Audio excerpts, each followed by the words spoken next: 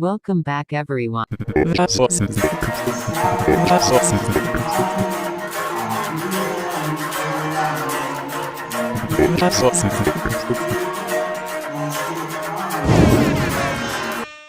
back to another episode of Revample. I'm your host, Mr. Ghost Sponge. This is episode number 12, and it's called Diamond Dallas for Lovers. So this episode's kind of about, love, and I start out by talking about how anger is like a divine power. I think originally God intended us to, when we get angry, it's like a consensual contract. I feel like, it's almost like when I get angry, I feel like if it's not consensual, if it doesn't happen for a reason, then I'm willing to sacrifice everything. And what we find out is that there's usually a reason why these things happen. And even today, there's some things I get angry about that I'm just like, this is not consensual. I'm not doing this anymore.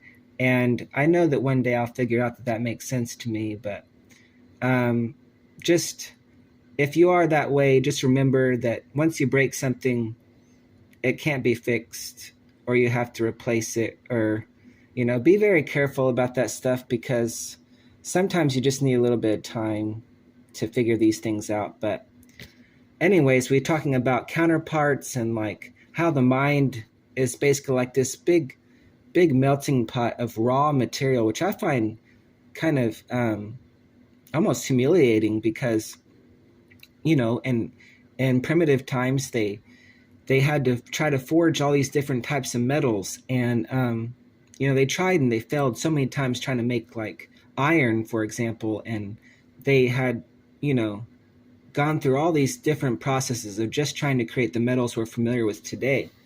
And, but we're talking about kind of like diamonds and gold and silver and just counterpart stuff. And if you're thinking about getting married or getting a promise ring for that pretty girlfriend of yours, just maybe you should listen to this. But if not, then you're just a weirdo. So anyways, I'm going to get into this, so I'll be back.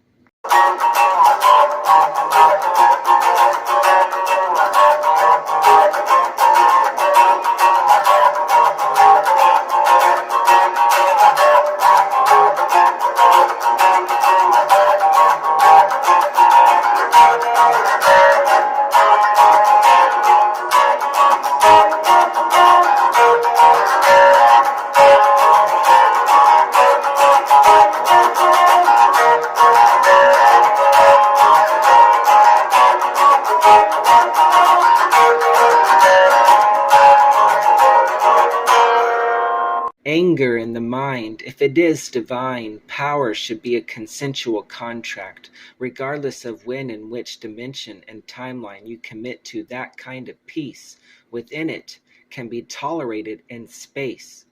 If we had our own line of thinking and what we had predetermined was not actually what we really wanted, the power of our faith may ultimately become so dense by design that at one point we had actually tried to make our own decisions. It is so hard to determine the elements that we possess and the diameter of space we each inhabit. When our minds are not broken, it is like we are handling raw materials, molten down to the core to forge promises of silver and gold bands. Now, anyone who dabbles in any kind of magic or sorcery would understand to make a true and actual commitment or promise in any circle of hell, you would have to be spiritually sworn in such a way that one could keep that promise.